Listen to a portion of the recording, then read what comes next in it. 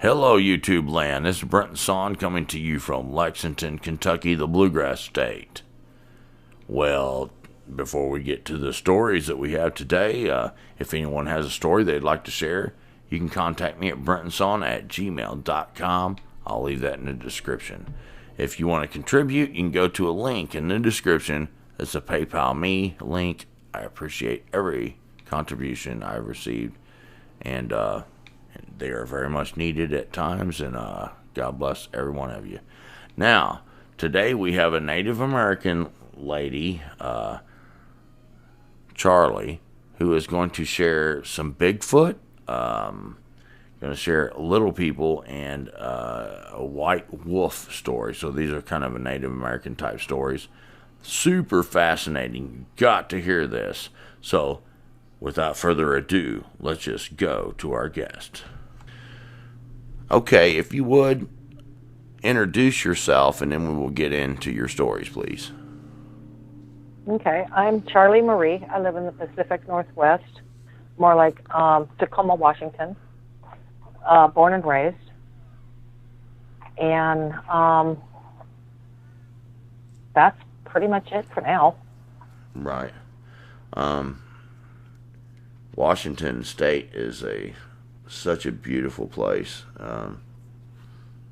You all have... Yeah, it is. And just magnificent. I've noticed when I go other places, when I visit other states and stuff like that, the first thing that I'm in awe of is the dirt's different.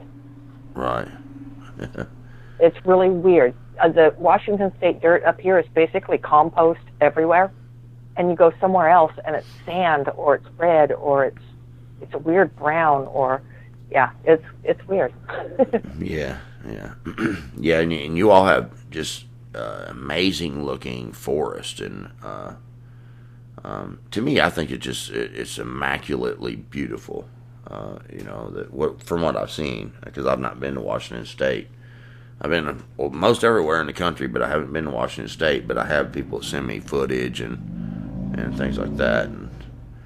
Well, if you're claustrophobic, don't live in Washington, especially Western Washington, because I'm terrified of wide open places, because I'm so closed in with all the trees and the bushes and everything around me. Right. Well, I didn't even think about that, but it makes sense to me. Now, you, when you sent the email to me, you were talking about camping with the elders and this little person.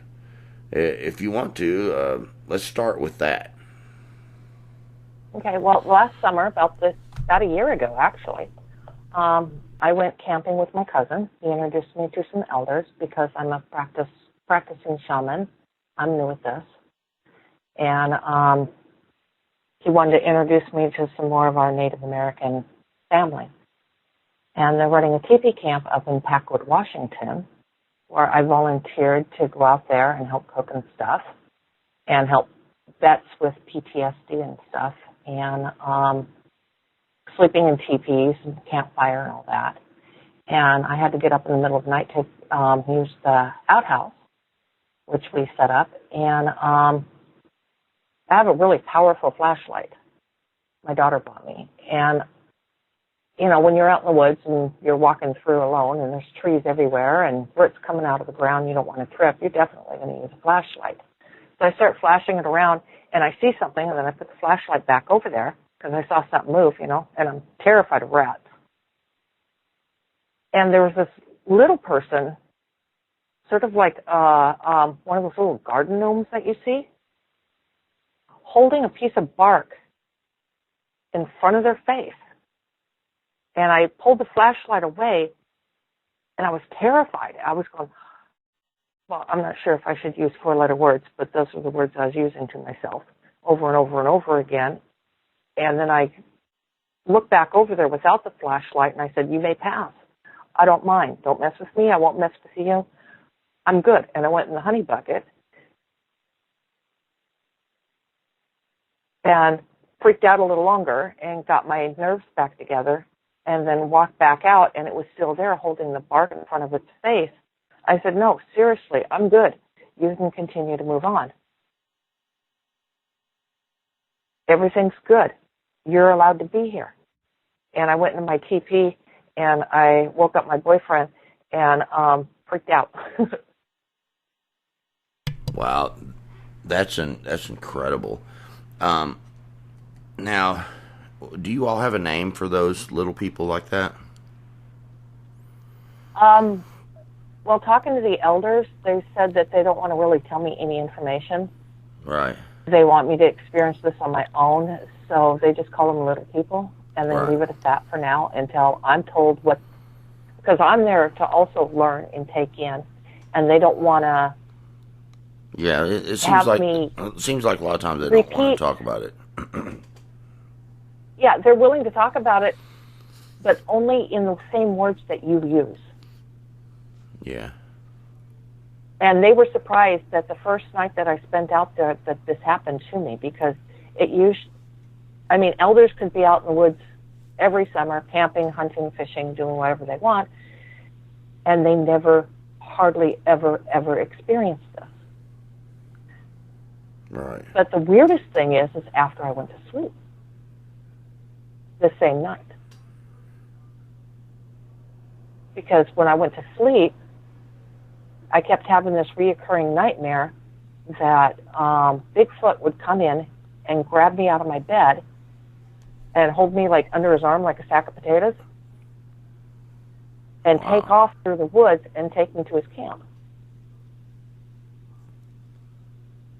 Man. And I just kept waking up because it kept terrifying me. But every time I went to sleep, it went right back to that. And when I woke up in the morning, my ribs hurt so bad. I mean, a lot of my body hurt really, really bad. And I talked to the elder in the morning saying, this freaked me out. I'm not sure if I want to spend another night. I was going to leave last night, but my boyfriend told me shut up and go to bed. And he goes, wow. Because I sat there and told him about the little person. I told him about the Bigfoot dream. And he goes, well, that's he's talking to you in your dreams spiritually because it's the only way he can communicate with you.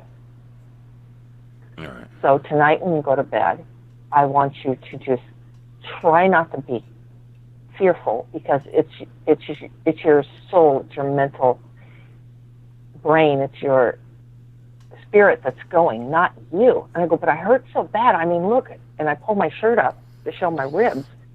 And I go, I feel like I'm bruised all the way around. He goes, by noon, you'll be fine. But, he wanted you to remember that this was real and this wasn't just a dream. Wow. He has a message for you, and you need to listen to his message. Right. And I want to let people know, we'll go back and we'll talk about the little person and this and kind of get some questions, but I want people to know that where I cover these things from a biblical worldview, there's lots of cases in the Bible where beings came to someone in dreams, and it was real. It wasn't like some delusion. It wasn't, a figment of their imagination. It was real entities, whether, most time in the scripture it was an angel that would go to a person inside of a dream, and they would give them a real message that applied to their real life. Like an angel came to the three, what we call wise men, that were magi, and they were probably Hebrew remnants that were from the Babylonian captivity that were still in, the far east, basically. And that's how they, would know the star, kind of stuff, where they were, the child's going to be born here.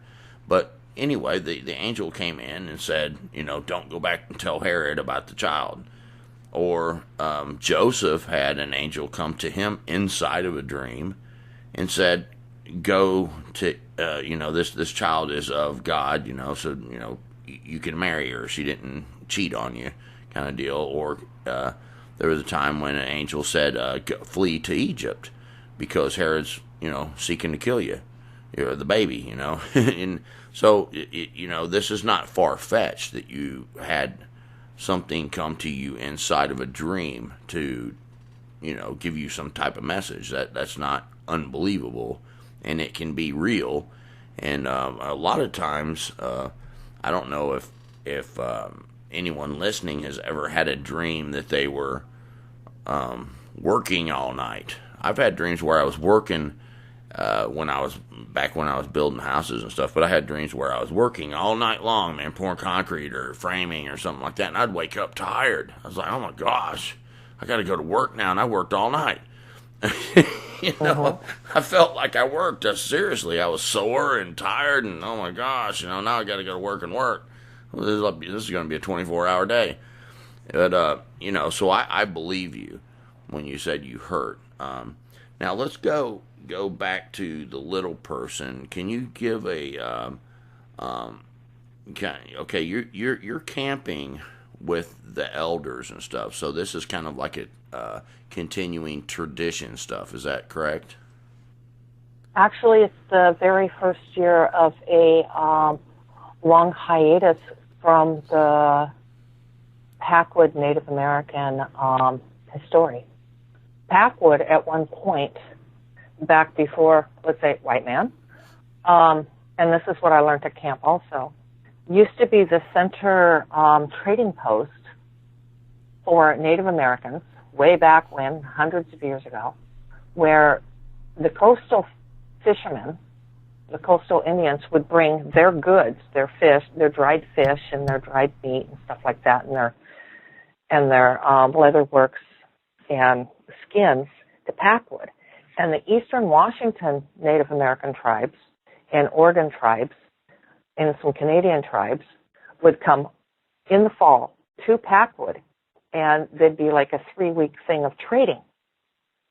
So buffalo meat would be traded for dried salmon, you know, stuff like that. And this happened every year. Well, when white man came and the Native Americans were put in schools and put on tribes, and all this stopped. So this is, last year was the first year of the teepee camps. We had 8 teepees up. People were allowed to come up there for free. You did not have to be Native American. We only had a couple of very small rules, and no alcohol, no drugs, and your behavior must be appropriate. And we really tried to focus on veterans with PTSD, because a lot of the elders were in Vietnam and or other wars. And they knew that they could help because they've helped other people. So, okay. Knowing the history of that area, and as the elder put it to me, that these people are coming to me because they knew that they could communicate with me because I was open to it, right, where most people aren't. Right. And so you're staying in teepees and stuff like that and kind of doing things the old school way. Yes. Okay, that's really cool, man. I would love to go to one of those. Now, when you so it's in the middle of the night, and how old were you when this happened? 49, because I just turned 50. Okay. So this wasn't too terribly long ago, was it? 1 year ago. Okay. All right. So you get up in the middle of the night to go to the bathroom, and you come out of the tent, and you see this little person. Can you kind of give us a description of what all you was able to see? Like, give us, like, you know, the best you can, because I might do a art piece on this and paint this whole thing. If you can kind of give. Well, you know the little cartoon gnomes everybody buys. The cartoon gnomes they put in their yard. Yeah, right. Okay, well, he was almost knee high. And since I'm 5'6", that gives you an idea for height. And the bark that was in front of him was probably 3 of his heads. So he was trying to look bigger than what he was. And he wasn't chunky like those gnomes that you buy in the store. Right. He was chunky, but not like that, not not like Santa Claus. Right. I mean, he looked like if you took a human, he was a medium human, but he was only almost as high as my knee. Right. So, you being, kind of short, you're talking 1.5 feet or so tall. Probably. Yeah. And that's real interesting because I had someone come on from up in that area that was logging, and he ran across. He had a Bigfoot story and stuff to share, but he said that he was basically driving the bulldozer, and they're way out. He said there's no way anyone would be out here, and he had the guy that was working the ground say, "Man, you got to check this out." So he gets off the bulldozer and goes down and looks on the ground where this guy was pointing, and they were tiny footprints that were really, really detailed footprints, really good footprints. He said, but they were tiny feet, maybe 3 inches long. And he said, but it wasn't a bare foot. He said these things had shoes. And yeah. I started looking into it a little bit, and there are a few times where I've run into these stories of these little people, and even in Hawaii, I had someone email me after a recent episode about the little people that are in Hawaii, because Bigfoot's not in Hawaii. That's the only state you don't have any Bigfoot stories from, but they do have these little people, and these little people are all around the world, just like the Bigfoot stuff. And it's quite incredible that there is a tiny race. The Four Corners region, J.C. Johnson, he talks about these little people quite a bit, and they're just a really small humanoid, just like the Bigfoot is a really tall humanoid type, but hairy creature. But the little people are just like regular humans, but really small. That is just fascinating. And so you say this thing looked like a human, but just small, and it's holding a piece of bark that is as long or as big as 3 of his heads. So he's trying to make himself seem bigger, and hiding his face and what have you. Could you tell anything about what it was wearing? Yeah. You ever, when we were younger, you'd watch those old cowboy shows, and you'd see that trapper wearing, moccasin boots and leather pants and a leather jacket. Wow. It was like that. My goodness, that is so interesting. And but like I said, from like the mid-chest up, I could not see. Right. So he was holding this bark in front of his face then. Yeah. And did you notice like what type of bark it was? I mean, it doesn't matter. It was older. Pardon? I believe it was older. Elder? Older wood. Okay. Older.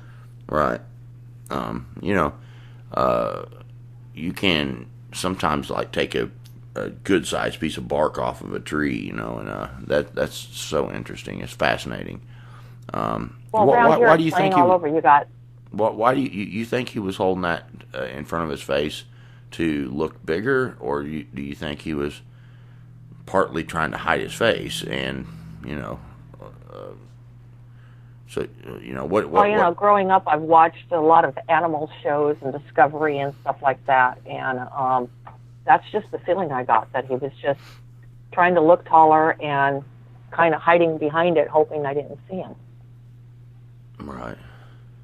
And that's all that you can come up with. That's as much as anyone could come up with.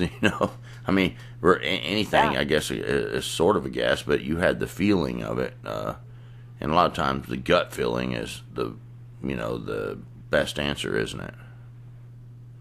Yeah, and I had the feeling that he was like more upset that he got caught.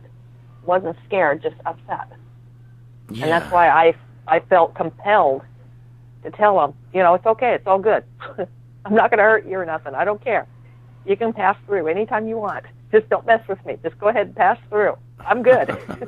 That's interesting that you did that, because I had a fellow one time sent me a Bigfoot story, and many times actually, well, not many times, but maybe 4 or 5 times, someone had emailed me a story that they typed out, and they said that the Bigfoot looked like it was either mad that it was seen or embarrassed that it was seen. You know what I mean? So when you say that, I believe that, because they don't expect to be seen. They're that good at being hidden. But then we're really good at not being able to read facial expressions off other animals. I mean, if a dog smiles, he looks like he's going to growl. Right. I mean, you're right. So we could miscommunicate that really easy. Yeah. That's fascinating. Oh my goodness, that's unbelievable.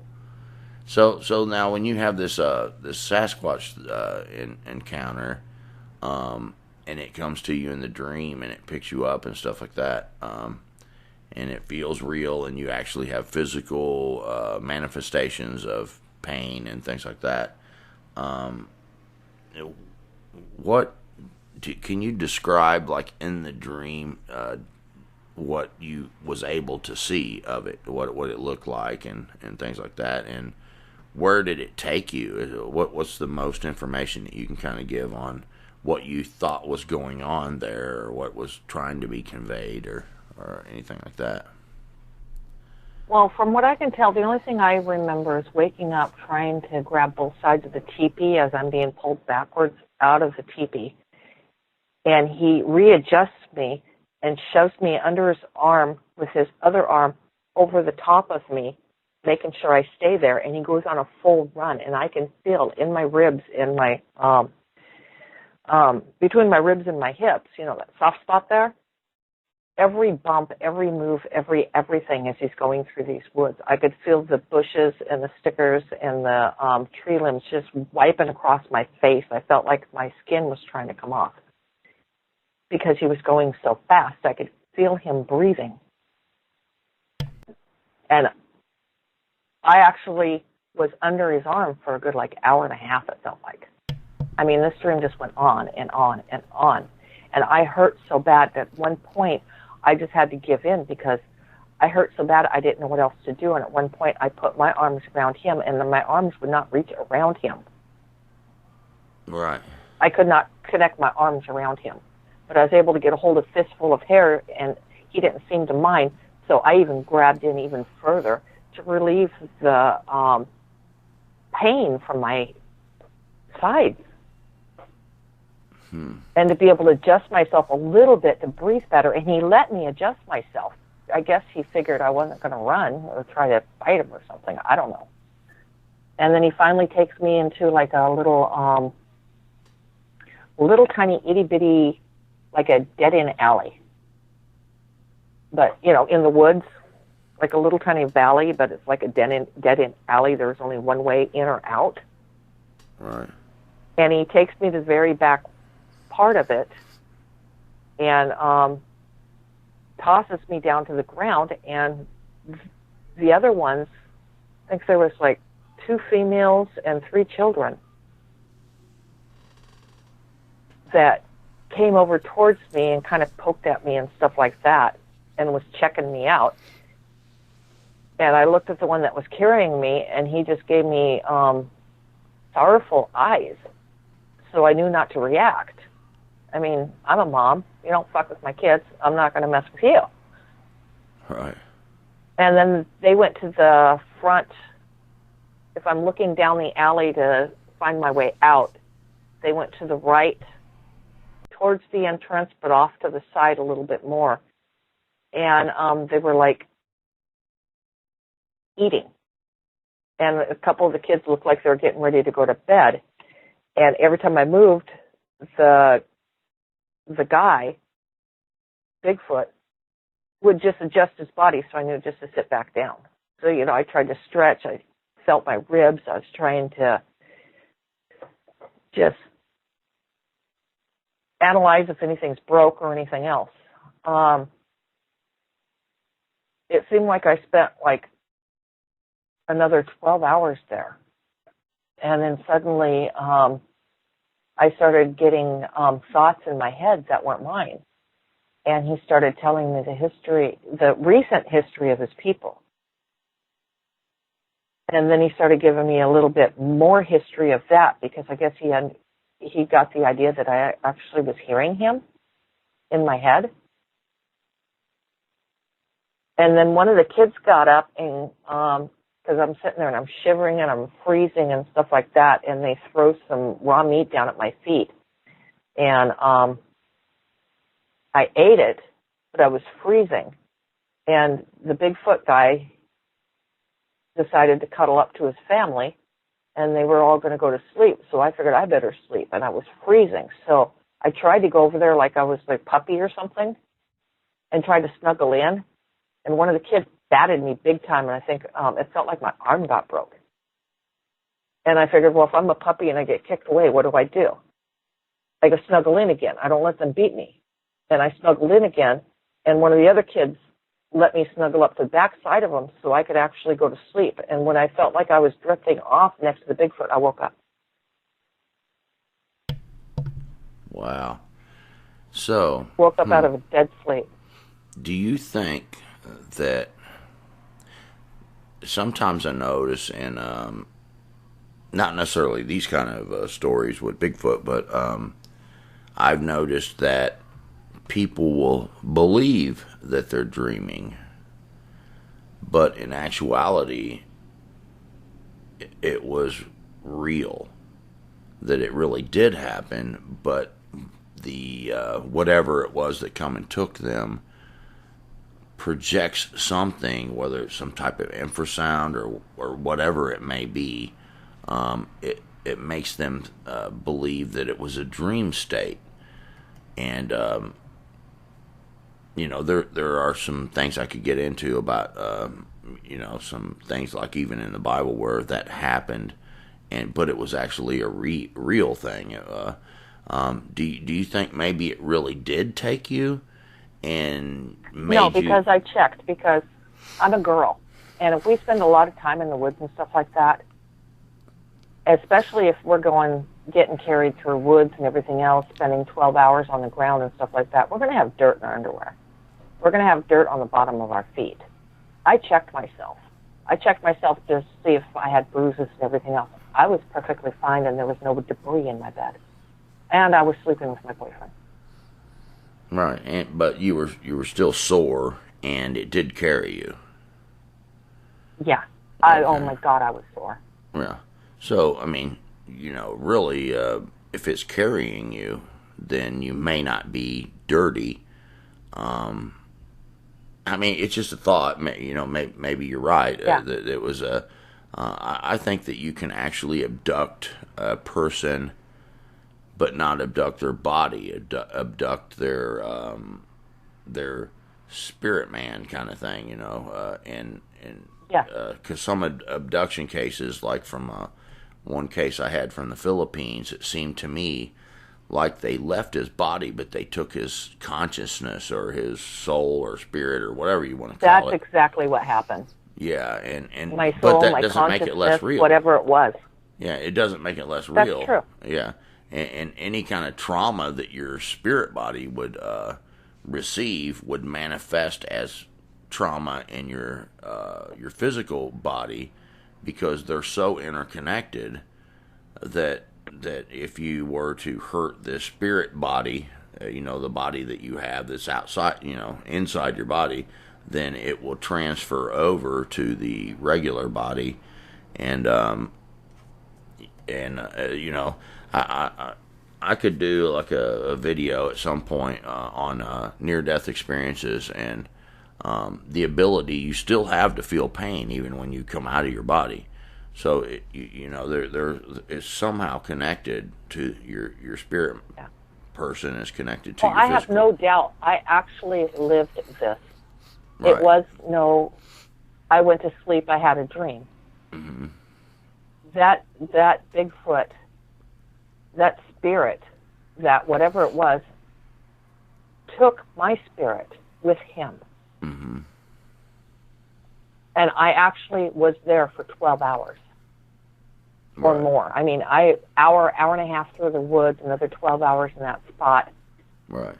I was there. I lived every minute of it. Right. So when you woke up, was it morning time? No. How long? It was only 3 hours later. 3 hours later. So there you are. That time, when you're talking about time and space, it you know, outside this dimension, time and space are not. It isn't relevant. You know, outside this three-dimensional world that we live in, time and space does not really count. It isn't really relevant to our realm that we live in, and that's a hard thing to comprehend. So you could spend, even like in the near-death experiences, sometimes people have really long experience outside their body after they, you know, had something happen and they died, and basically, but when they come back, it's sometimes really that no time or only a few seconds passed or a minute passed or whatever it might be. Sometimes 3 days passed and it seemed like they were only gone for a few hours. So time and space exactly. does not apply. So I get that. I actually believe what you're saying, and that's just how it transferred over to reality in this realm once you were brought back. You don't remember being brought back, but I think that he brought you back, or when your physical body woke up, your spirit body was automatically pulled to your body, because the, you know, like in Ecclesiastes, the silver cord was not cut. If that silver cord was cut, then you would not appear back in your body. You would just, you'd be dead in the tent, and you would be. Well, what I didn't say is I started this dream about 5 times before he actually got me to his camp. I kept waking up in fear. I was terrified. Okay, so attempted this was like my 6th time going back to sleep that night when he actually got me to his camp. When I was able to calm down enough and keep telling myself, this is just a dream. This is not real. Wow, these woods have really freaking me out. God, I should probably go camping more often than, you know, once every 20 years. So was the scenario the same each time? Him coming in there to grab you? Yeah. I had to give him permission. So it was it was exactly the same or kind of the same? It was not exactly the same, but pretty much the same every single time. So it was several real attempts to take you. And the elder explained to me that if I wake up, if I get scared, if I whatever, I can pull myself back from my body, and that's my way of saying no. But for some reason, he kept coming back because he couldn't take no for an answer.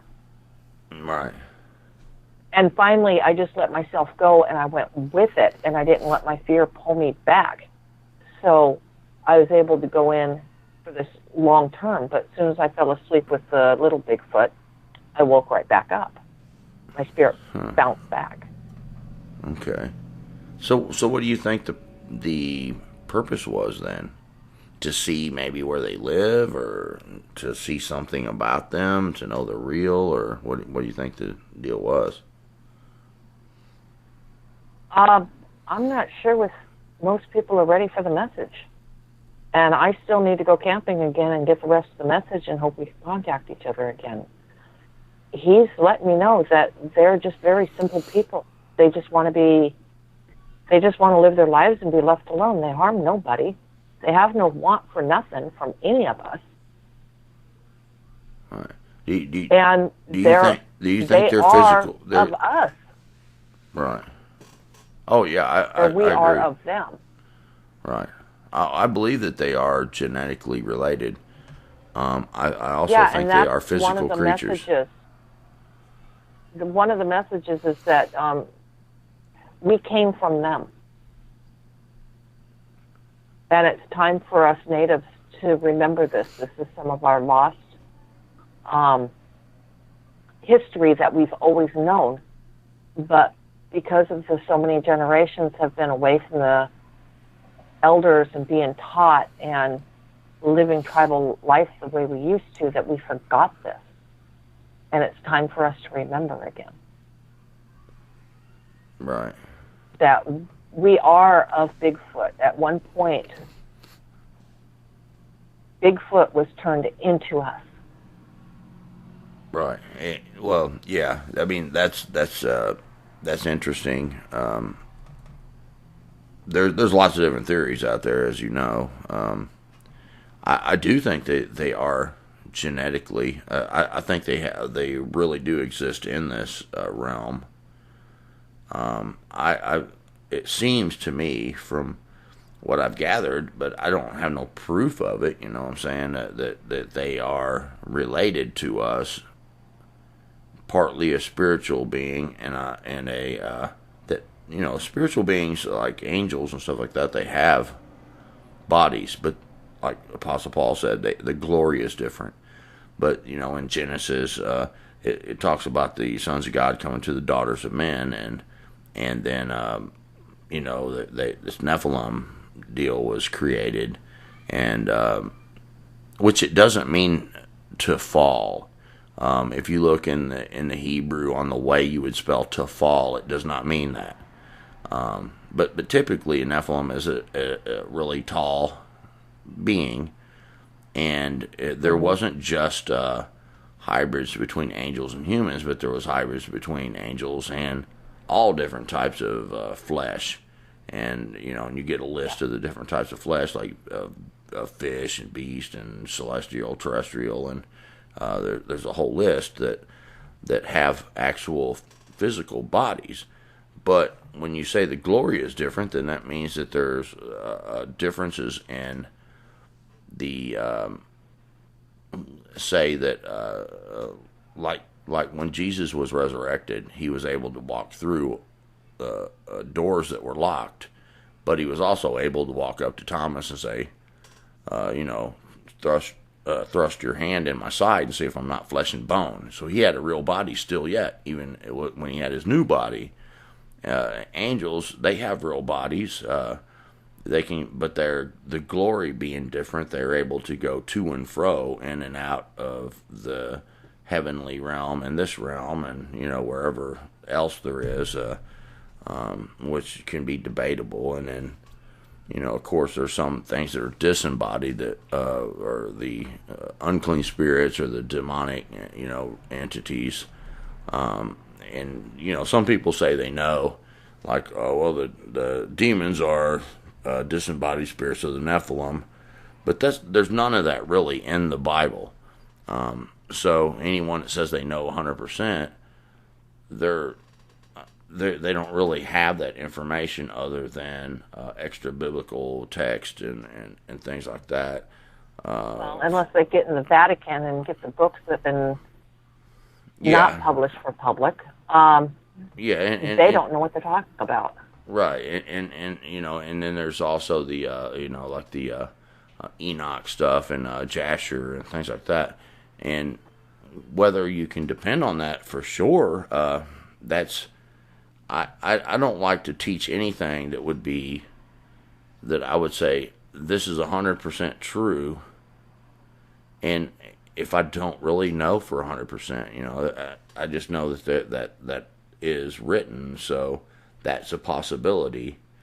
And so a Bigfoot creature that's able to do spiritual type things, but is also physical, and they live in this realm, they hunt in this realm, and they leave footprints, and they can break trees and make the tree structures and all that kind of stuff, and And I think they did live where they took you. Yeah, You know, I do too. that valley does actually exist, and they took you there to see. You know, hey, I'm over here, and I've got these females and these children, and you know, that's I think you went to a real place, and it's interesting. Yeah, they live everyday life, doing everyday things, just Right. like we do. They just don't have the technology that we have. Yeah, and it's fascinating that if they took you from a teepee and took you back to where they really do live, and the others were able to interact with you, then they're able to engage things on a spiritual level because your physical body wasn't there. Or it was there and you don't remember it because it was. Well, he explained something to me. Our brains are split in half. And that's because Bigfoot was messed with. And to come up with the human being from Bigfoot, the brain was split. So we're not able to use both sides at the same time through the same wires. But if we have the Bigfoot brain, where the brain was fused in the middle and not segregated, we would be able to do that too. Interesting. Yeah, fascinating stuff. So, you know. Yeah, it's more than I ever was educated in. Right. Well, you know, if you get any more information, you know, I would appreciate it if you contact me and let me know more. Now, also you had this thing about this white wolf. Yeah, that happened about 3 months later. Can you give us a last story? September. Right. Take us through that and give us the details and stuff. Okay, well, like I said, I volunteered at teepee camp. There's supposed to be somebody on post at all times. My cousin was up there by himself. I went up there for the weekend to relieve him and have me there. And he wasn't there when I got there. So it was getting ready to be dark, so I went into one of the teepees and I started a fire, wondering where everybody was at. He was out hunting. And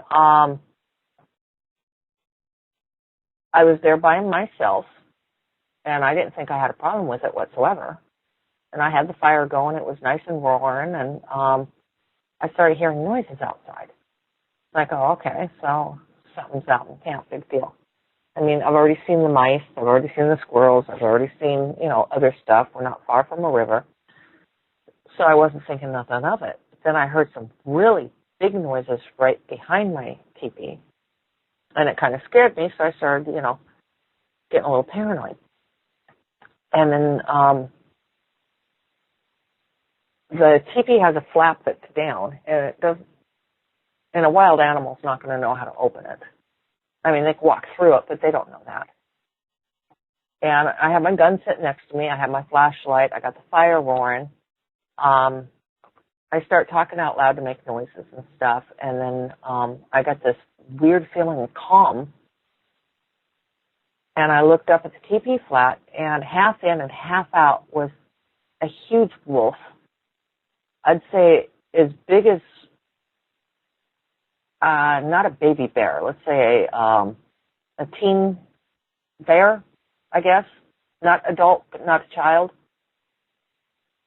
But it was a wolf. It was a dog. And the fur on this thing was like down feathers coming out of it instead of fur. And the only thing I wanted to do was go cuddle and pet it. I mean, that kind of calm.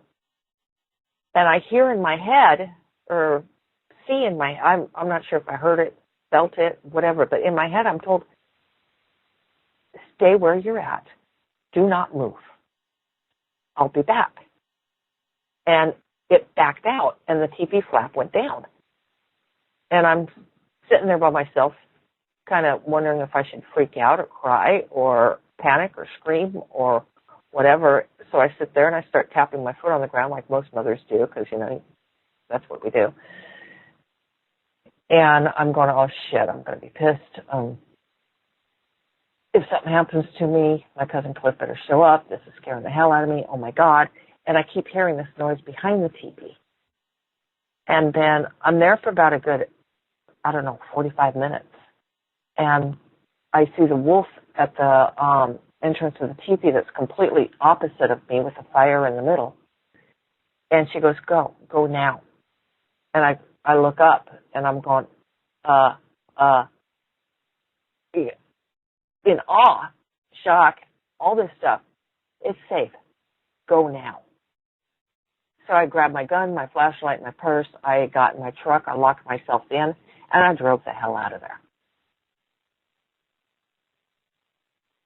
And halfway out of the dirt road of it, where we were, because we're pretty deep in the woods, before I even got to concrete, I started having the shakes, started crying, everything else. I got to the concrete. I went forward. I went to town to somebody I knew. One of the elders was there. And I passed out on the couch that night after we talked about it and stuff. And they said, wow, are you sure you're not a modern-day medium? I mean, they're just in awe that this is happening to me. And the only thing I could think of is I think I peed my pants.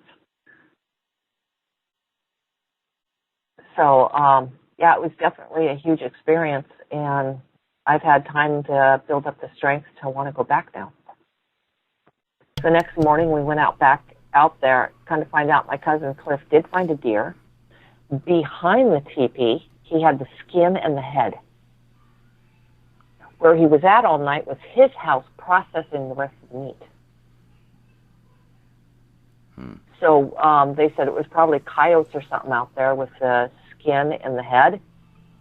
Because when my cousin showed up, he said, yeah, it looks like something got to the skin. And started telling him what happened. He goes, yeah, it was probably just coyotes. And then I started telling him about the white wolf. And he got mad at me. I think he's been wanting to have a vision or see a spirit animal or something for a very long time, and it hasn't happened to him yet. So he hasn't really been talking to me lately. Yeah.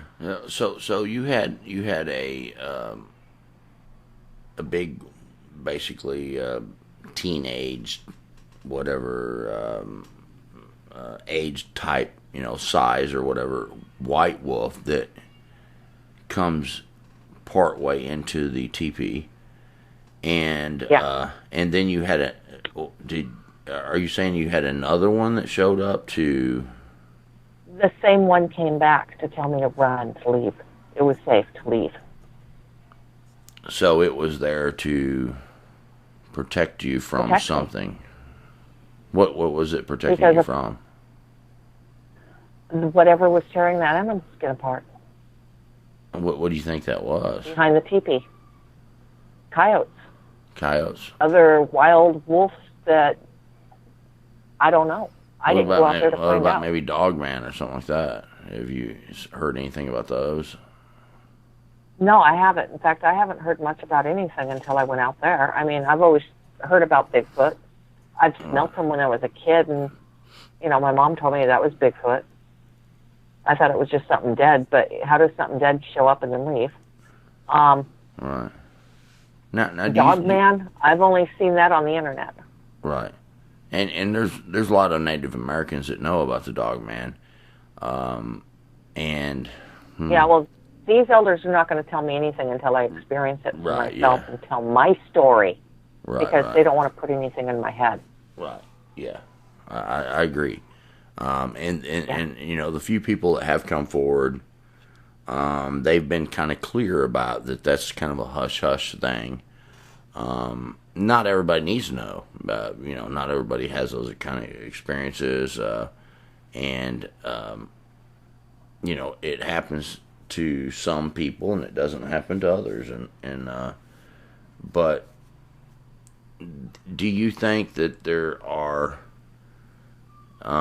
different types of Sasquatch that are like the Janoskwa type that have the red eyes that are malevolent, and then there might be another type that's benevolent, that are, basically a good and a bad type? I think they come in many colors, and I think they come in just like humans. Yeah. So you have good ones, you have bad ones. Okay.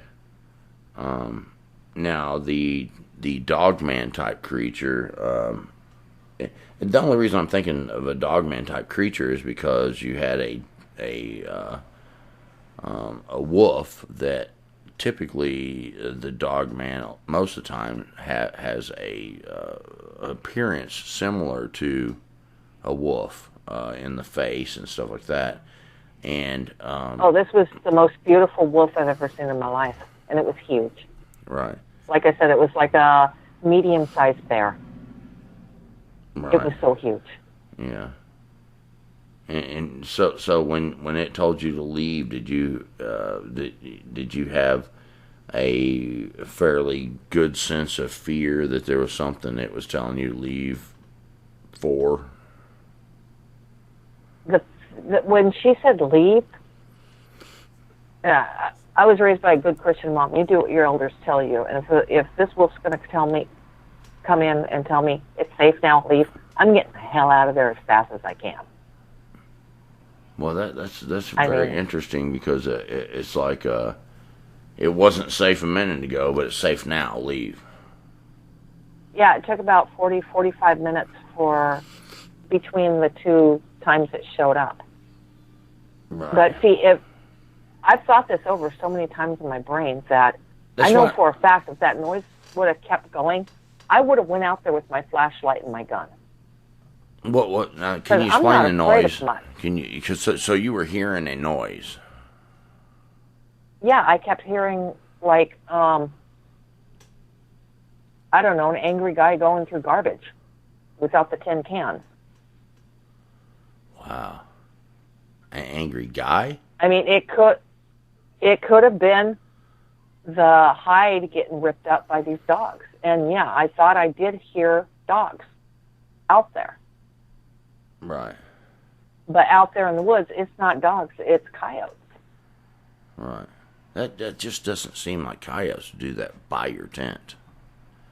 That's what that screams dogman to me.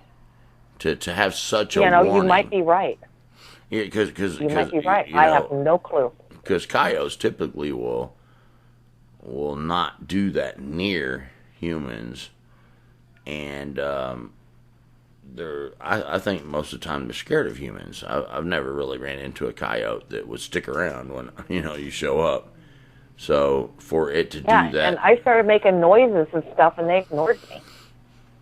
Right, yeah, that's what I'm saying. It almost seems like there was a message being sent to you. Look, we're gonna kill this thing and leave it right by your teepee. And why were you in this teepee again? Was it like the same trip, or was it a different trip, or what? It was a different trip. I was up there like a dozen different times to help out around the teepee camp, and we get the elders that go up there. They have jobs. My cousin had a job. It was my turn to go up there to help out, but my cousin wasn't there when he was supposed to be because he decided to go hunting. He was so bored. I mean, there was supposed to be somebody at the camp 100% of the time. Come to find out, he abandoned it 3 days earlier because he shot a deer. Or an elk. He got an elk. It was in September, late, I think, or early October. It was hunting season. Right. And like I said, he left the skin and the head of the elk behind the teepee. So there was a dead carcass there for like 3 days. He showed up on the fourth day, and that's the next morning for me.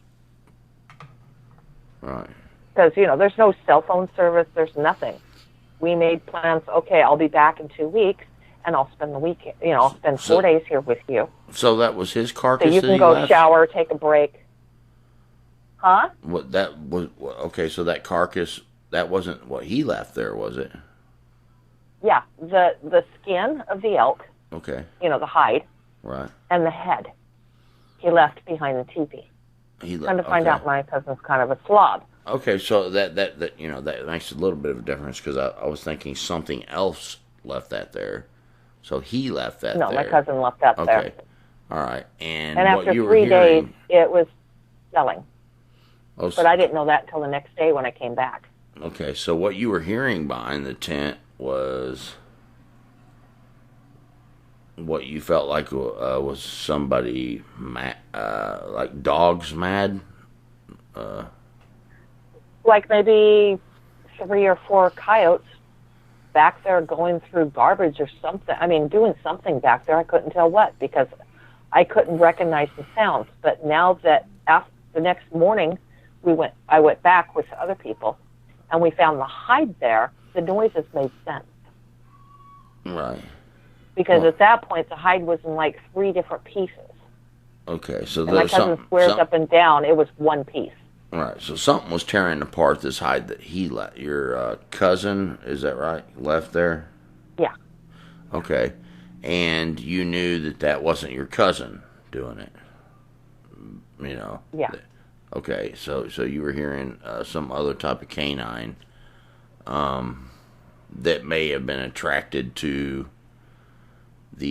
what he left there, and so you have this wolf thing that comes in, shows itself, and then it comes back and said, okay, it's safe now, go. Yeah. It comes and tells me, stay there, do not move. I will be back. Man, wow. I mean, you're kind of fortunate. And then like 45 minutes it came back and it says, it's safe now, go now. Like there was urgency. Right. And if that would have never happened, I would have grabbed my gun and my flashlight and went out there. Right. Because it was starting to piss me off, all that noise. But if it was coyotes, that would have been, you could have dealt with that. The only thing I'm thinking... What if it was wolves? Right, but if you a flashlight and a gun, I think, wolves would run. I think coyotes would run. They run pretty much if you shine a light and you have a gun. Humanoid shows up, some type of human. But dogmen, because I mean, in the kind of area and the kind of stuff you're dealing with little people, Sasquatch and stuff like that. To me, the only thing that you would need to be warned of would be apex predator that would be a threat to a human who has guns and lights and things like that. So, I mean, that's just my thinking on it. Maybe it would be bad if it was wolves, and something would come. I'd have to do more research, but, it could have been dog. I have no idea. So what's your gut feeling? Worldly in the woods. So your gut feeling, maybe you haven't thought enough about it, and you now you're thinking, well, maybe I'll check his dogman theory out. But your gut I will feeling, check that out. Yeah, your gut My feeling. gut feeling. Yeah. What would be so dangerous? Well, I could see a large wild cat being that dangerous. But I don't know if they live in those woods. And I've asked other people, and they said absolutely not. But my gut told me, after I got home and I calmed down a little bit and stuff like that, that it had to have been a wild cat. It had to be something dangerous. Because I'm not afraid of coyotes. I shoot them out back all the time, and they go after my chickens. Right, yeah. And they run. That's what I'm saying. Yeah. To me, those type things don't make sense. Even a wolf will run if a human shows up because they don't want to risk the consequence of it. You know what I mean? Because if you show up and you throw a flashlight beam on it, and here you are, you have guns and stuff. I've never known anybody to run into those type wild predators and them not run. Now, bear or something like that might be a little different. So, but there's bear up there too. Maybe it could have been bear, but from what you were hearing, it seemed more to you like it was very, very low, deep, not a growl, but noises. Right. but it wasn't a growl. Right. And that to me sounds more dogmanish or Squatch-like, like Sasquatch. And if there are more than one type of Sasquatch, because I'm not trying to bend your thinking. I cover these things from a biblical worldview, so and I'm. You want to go camping with me? I'll take you there. Right.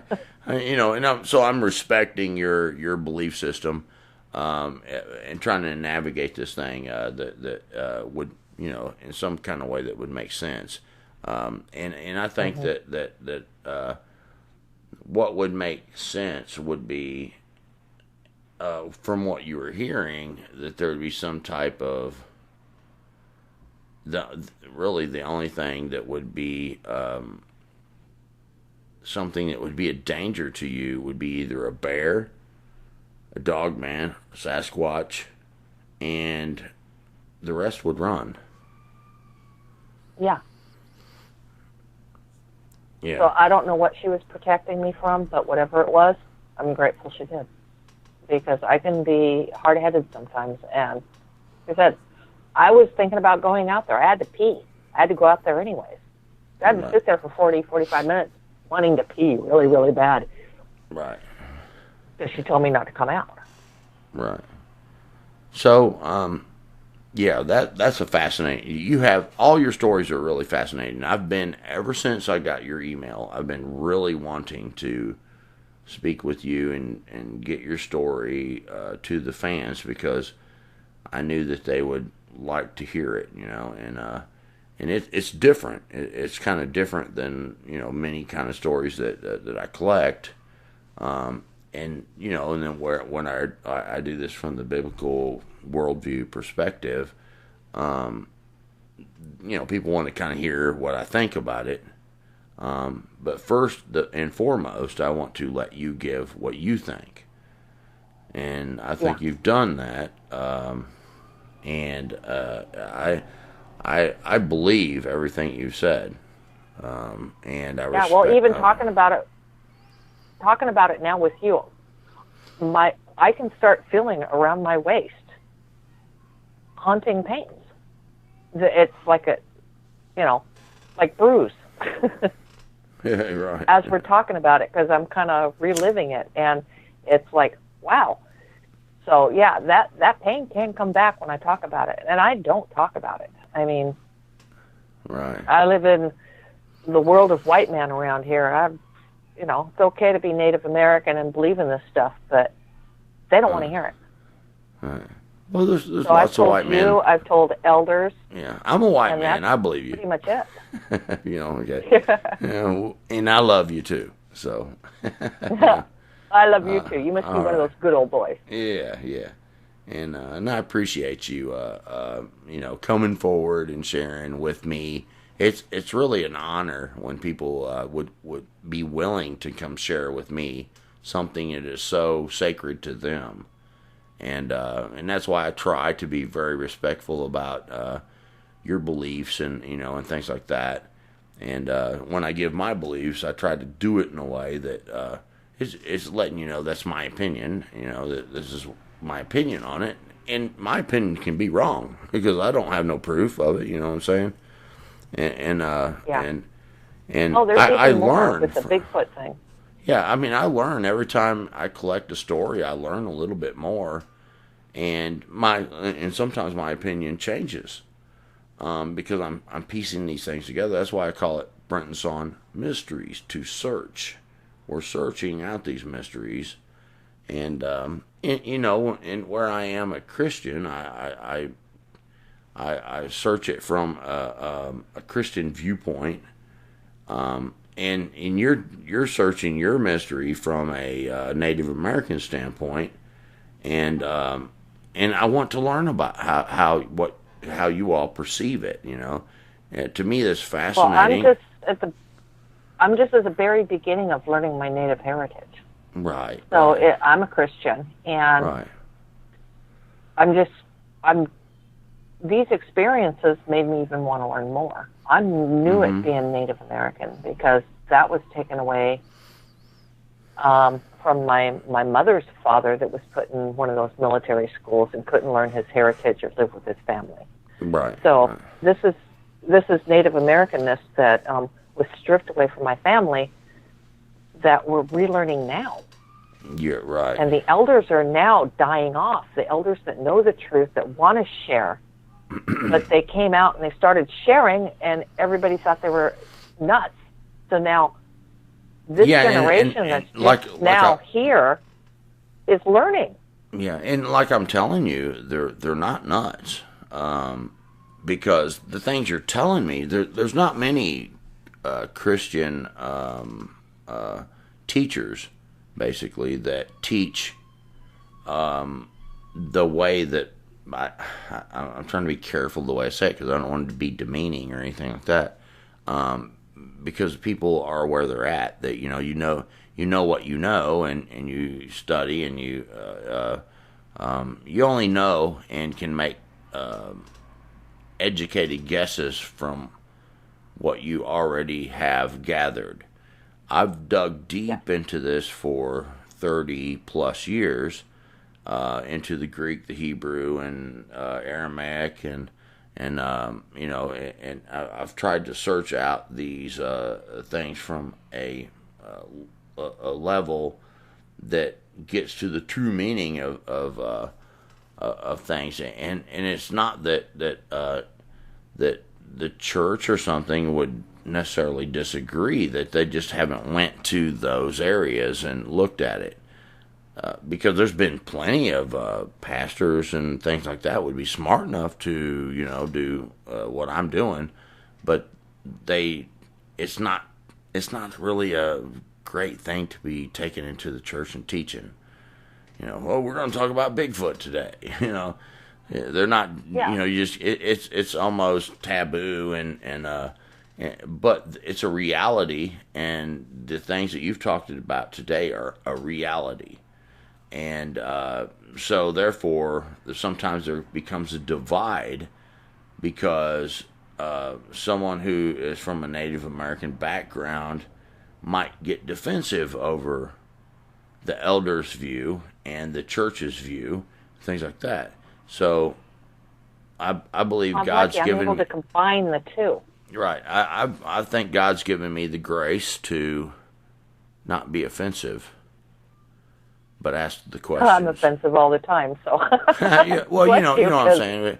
I don't want to offend nobody. I want to be caring. I want to be kind.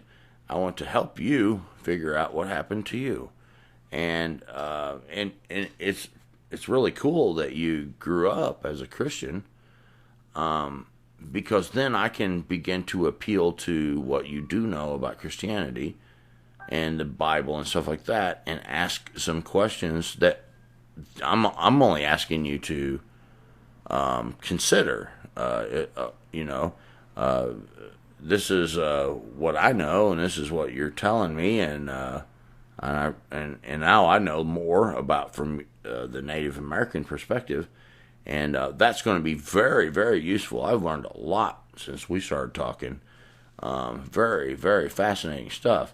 And then I'm giving you the things I know that the Bible does say, which and I agree with what you've said with the Bible, because I have been doing my research. Right, yeah, and you know the Bible. You're a Christian, you know. Yeah, so you know that... Oh, no, I go way beyond that. I got the lost books of the Bible. I've got the, right. I do my research. Right, yeah. I don't know whenever somebody's going to come to me for help as a shaman, coming from a religious background, no matter what religion it is. I have to take their belief system and go with that also, because I can't go against their beliefs. Yeah, I mean, when you I'm have to be trying respectful. To counsel somebody. You have to be respectful, and that's what I've really done here. I'm trying to be respectful, because that's your heritage, and the worst thing I could ever do would be to offend you to where you shut down and you don't want to hear anything I say, because I believe every word you said, and I know that you're viewing it from where you're at, and that's the way I do. I view things from where I am now, and where I am now, maybe I don't have the perfect vantage point to see something. We can only do and know from where we are, and when anybody thinks they know it all, they become a fool. And it's kind of like when the Bible says that professing to be wise, they became fools. And I don't want to be a fool. The more I read and the smarter I think I'm becoming, the dumber I really feel. Right, because I hear you, and I appreciate you saying that. Because, sometimes I think, it's like, yeah, boy, I know a lot of stuff now. And then I'll run into, like, my friend that I have over here in Richmond, Kentucky, who's been a pastor for 40 years. And he is so well studied. It's amazing. Of course, he doesn't go into the areas that that I've been going into, but it's amazing to hear what he knows about what he's dug into. And, we dig into the areas that are interesting a lot of times and things like that.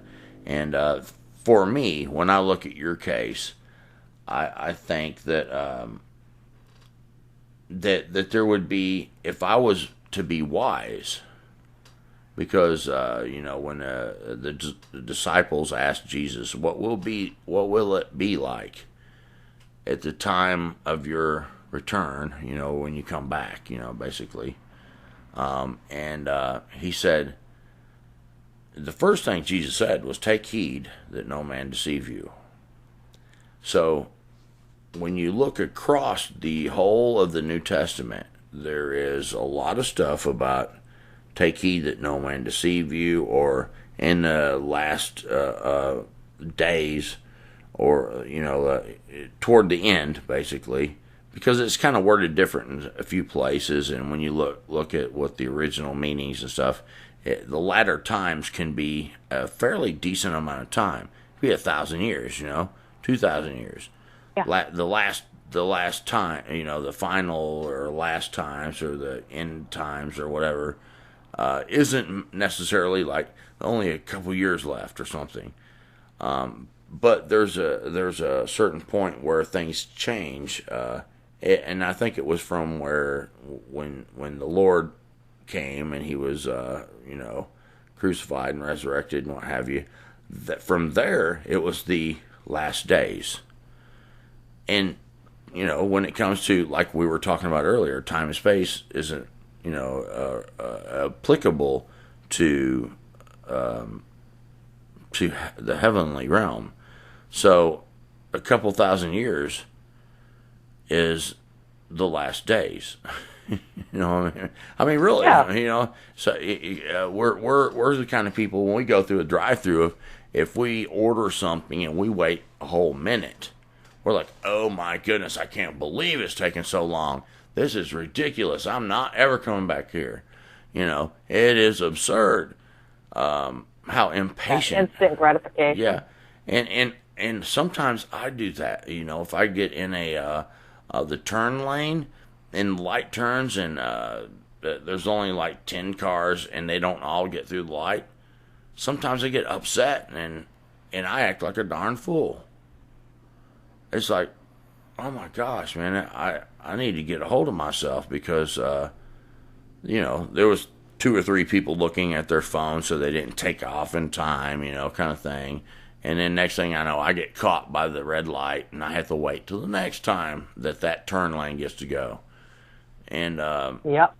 We're so impatient as human beings in this fast food era, this instantaneous communication era, that we're not very pleasant people, and I'm guilty of it. I know that we I all have are a lot at of one people. Time or another. I've got a lot of fans that look up to me and think that I'm a man of God and stuff like that, and I have my flaws, and the only reason that I would ever be a man of God is to recognize that I am not perfect, and I know that I have flaws, And if you were to hang out with me long enough, you could point them out. But I admit it. A man of God admits he has flaws. That's why Jesus said, who's right with God? This guy that prays on the street corner, he gives some money to the poor, and he says these really long prayers that sound holy and stuff like that, and he wears these nice robes, and you know, and it basically, he painted a picture of a priestly type guy. He said, who's right with God? This guy who does all that, gives money to the poor and prays these big fancy prayers on a street corner, or the guy who falls to his knees, he tears his garments and says, have mercy on me, God.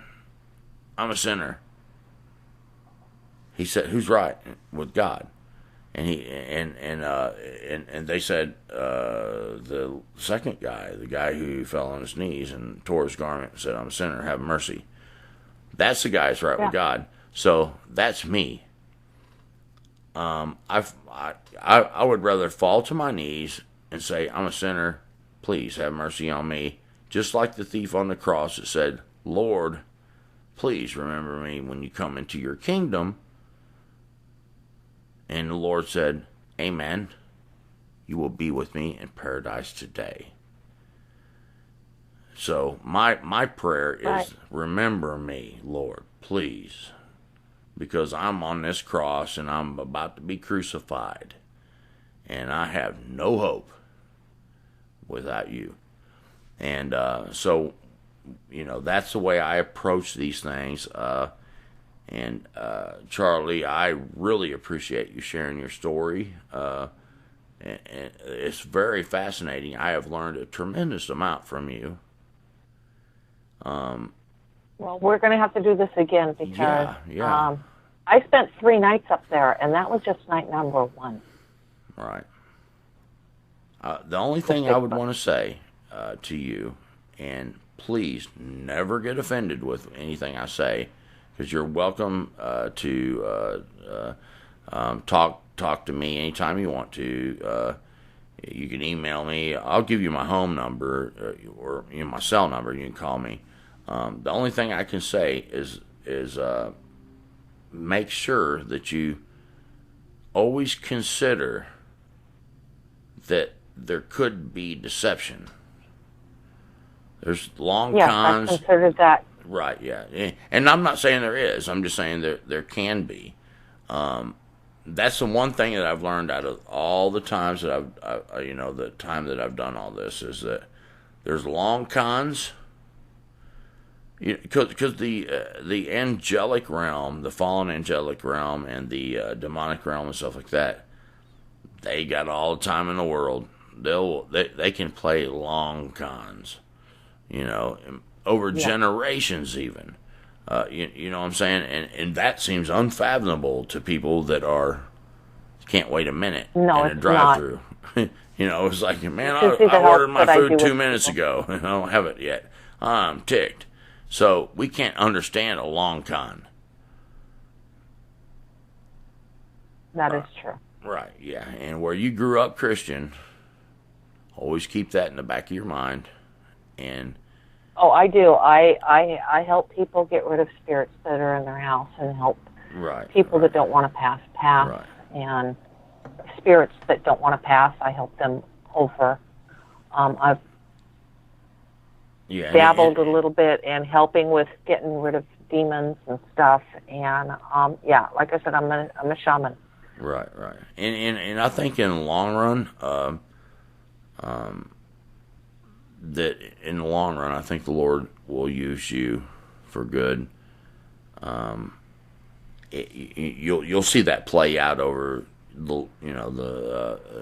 after you begin to piece these things together and stuff like that. I really believe that the Lord makes all things work together for the good of those who love God and called according to His purpose. And I think that you love God, and I believe that also He's called you according to His purpose. So if you keep Him first in your mind, He will lead you. In the name of the Father, the Son, and the Holy Ghost. Right. I ask the Lord to guide me every day, and I thank Him every morning that I'm still here to do what I can. Right. Amen. And I also ask that, in the name of the Father, Son, and the Holy Spirit, that He also makes sure that you know the truth, because the truth shall make you free. It doesn't set you free, it makes you free. You are created free as a born-again Christian, and the Lord will finish the work that He started in you. In Jesus' holy name, I ask, amen. And thank you very much, Charlie, for coming in and sharing. And stay in touch, because I would like to know more about what you figure out. And any kind of quizzing you can do around with the elders and stuff, it would be very helpful to the fans to know more, because there's a lot of knowledge that's going to be gone from us as these generations are passing away. Like there's some elders that pass away that might be 90 years old. There's a vast amount of wisdom that they had that they could have passed to us, and I think that a lot of times people don't, because they don't want to get accused of being crazy or what have you, and we can't let all even that. in their own tribes. Yeah, even within their own tribe, people are, he's just nuts. He's just old school. Stuff like that. People don't take them serious or anything. I mean, the best thing you can do is sit with your elders and let them talk. There's nothing wrong with that. When I was a little kid, and I can't remember what grade I was in, maybe like the 5th grade or something, and we had to take these handheld recorders with the little cassette tape in it, and we were supposed to go interview someone from the Depression and ask them about the Great Depression. And I really didn't know much about it. I thought, I guess I'll go do this because I'm going to get a grade on it. And I went and talked to these old people, and they lived through the Depression. And I was like, wow. And as time went on, I was seeing this generation pass away. We're not going to have that information no more. We're going to collect what we... I got a tidbit of information from you. I learned from a senior citizen that I used to... he was a friend of the family, and he had no family of his own. So on Christmas, Thanksgiving, weekends, I'd go see him, take him, Easter dinner, and I'd buy him a small Christmas present and stuff like that. He had nobody. Right. He had... COPE's a program that came in there at end of life that would show up 5 days a week to cook for him and change his behind. But there was nobody on holidays and weekends, so I'd show up and do that. Well, he was in the Air Force for years and used to take pictures out of the belly of the plane at Native American tribes. So later in life, when he got out of the military, he became a teacher because he came from an educated family, and he worked with the Hopis. And then later in life, he worked for the military as a ranger-type person. And one of the weirdest jobs he ever had was going along Washington and Oregon State mountains and dynamiting all the tunnels closed. He said they were the most stalactites and whatever types and crystals and most beautiful caves he's ever seen in his life. All dynamited shut, football lengths deep, all the way to the surface. But he never knew why. From the smallest, the littlest ones they could find to the biggest ones they can find across Northern California, Oregon, Washington State. I would like to know why. He never knew. Yeah, I mean, that kind of stuff, we're going to lose those things. When my pawpaw passed away in Texas, he had told me, about him working on General Patton's feet when they were in the desert over in Africa. And you know, when I watched the History Channel, I found out that General Patton was in Africa for a little bit, and Papa, like, he was telling me, you know, General Patton's feet. He knew General Patton. I didn't ask him no questions. Mm-hmm. That's awful. That's horrible. And then he told me about, you know, being in the Korean War and he got shot and stuff like that. I didn't ever quiz him about it. And also he told me about, he didn't tell me about this. I found this out in the newspaper.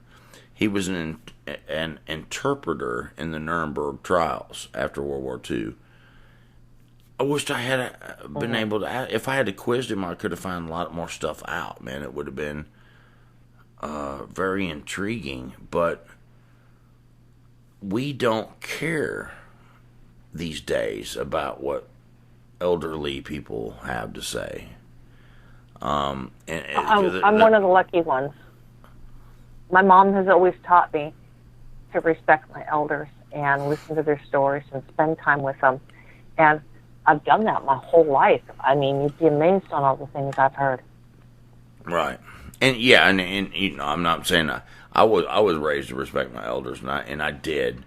Yeah. But not enough to listen to what they had to say. Because, you know, Papa told me about all kinds of war stories, you know, but now, to me, now it's more interesting, and I really wished I had have quizzed him more and dug up all the good stuff, you know, especially like the translating and the Nuremberg trials. I would have liked to know more about that. And General Patton, I mean, you know, working on General Patton's feet, because he said General Patton had a problem with his feet in North Africa when they were fighting over there, and he had to pull his General Patton's feet boots off, and you know, I just really didn't, you know, as a younger person at that time, I was only 17 or so.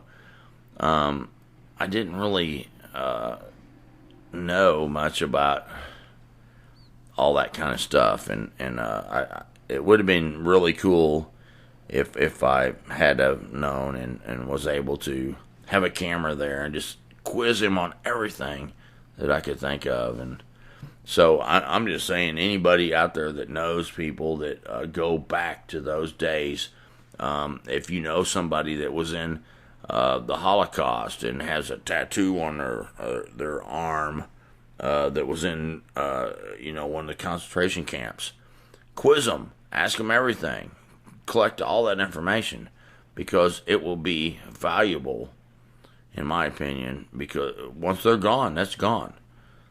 That information is gone forever, and I've thought about that in recent times, and the old lady that I interviewed about the Depression, and she talked about the lack of stuff they had, and from after that they were very conservative. You can tell a person that went through the Depression, or used to be able to tell, because I met many old people that had rooms, in their house full of canned goods and stuff. Man, they would collect every darn thing, had save stuff, and when I was in college, I had a few elderly people that would give me to help me get through college. They would give me like a whole truckload. I had a little S10 pickup. They'd give me a whole truckload full of canned goods, green beans and black-eyed peas, or corn, to where my truck was squatting. It was only S10, but it was like, and when I think back on it, it was because they went through the Depression. They were never going to be in a situation again to where they did not have provision. And, when they got old, they were like, I can give some of this away now. And, anyway, that's a beautiful thought, and I hope people can, take that in and consider it for whatever information they might feel that needs to be collected. But Charlie, thank you for coming on, and thank you for sharing, and any more stuff that you find out, promise me that you'll get it and call me. Yes, and as soon as we're done recording, I'll get your phone number and all that. Yes, ma'am. So hold on the line, and I'll shut this show down. And everybody out there in YouTube land, I appreciate you for listening. If you got something that you want to share, you can contact me at brentonson@gmail.com. If you want to contribute to help with the show, you can go to a link in the description. It's a PayPal Me link, super easy to use, and I appreciate every contribution that I've received. And until next time, God bless, and I'll see you on the next video. Bye-bye.